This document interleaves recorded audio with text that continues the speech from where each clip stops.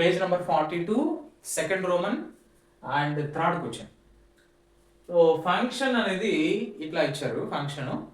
అయితే మనం ఆ ఫంక్షన్ని కూడా ఈ ఫార్మేట్లో ఇచ్చారు.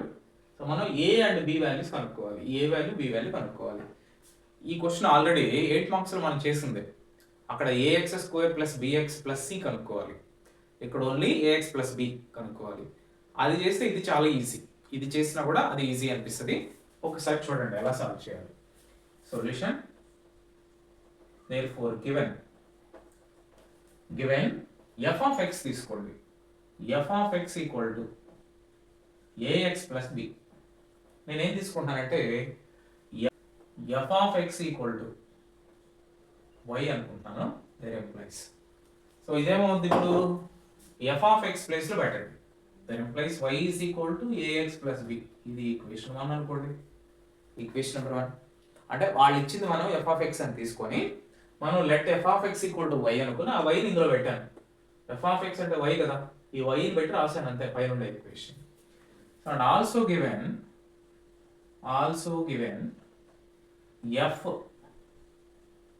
1, 1, 2, 3 and 0, -1 and -1, -3 ఇది ఇచ్చాం, ఇది వాళ్ళు ఇచ్చేసారు. సో మనము ఈజీగా ఉండటం కోసం ఏదైనా రెండు సెలెక్ట్ చేసుకుంటున్నాం, ఈ రెండు సెలెక్ట్ చేసుకుంటున్నాం. 1లో ఉన్నాయి, 0 ఉంది కాబట్టి ఈ రెండు సెలెక్ట్ చేసుకుంటాం.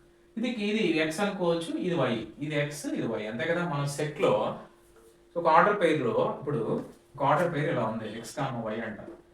ఇది ఫస్ట్ ఆర్డర్ పేర్లో ఫస్ట్ ఎలిమెంట్, y అనేది ఆర్డర్ పేర్లో సెకండ్ ఎలిమెంట్. ఫస్ట్ దాన్ని ఆబ్వియస్లీ మనం x అంటాం, సెకండ్ దాన్ని y అంటాం. అలా తీసుకున్నాను నేను.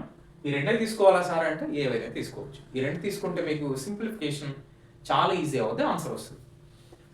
నేనేం చేస్తున్నానంటే నేను తీసుకుంటున్నా. ఇప్పుడు x equal to 1 and y is equal to 1 ఇందులో ఇన్ ఈక్వేషన్ 1లో పెడుతున్నాం. ఇది తీసుకొని ఇందులో పెడుతున్నాం.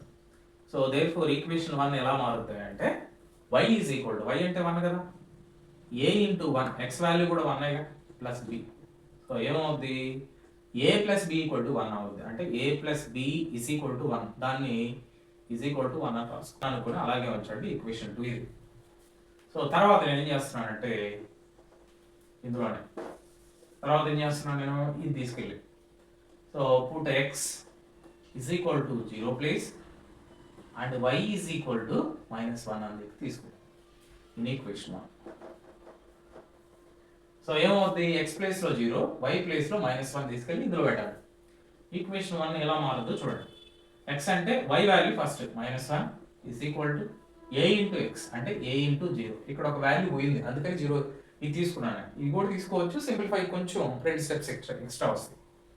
ప్లస్ b అంటే తెలియదు, b a ఇంటూ 0 అంటే 0నేగా, b plus 0 is equal to -1 అంటే b is equal to -1 అనేగా.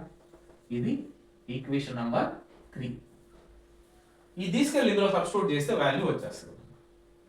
Substitute equation 3 in 1, 2లో పెట్టండి. ఇప్పుడు 2 ఎలా మారిపోతుంది, a plus b is equal to -1, a plus b value already -1 వచ్చింది is equal to -1, a -1 is equal to -1. So a is equal to -1, ఈ plus -1 అంటే ఎంత +1, a value 0. So చూడండి, సో ద వాల్యూస్ ఆఫ్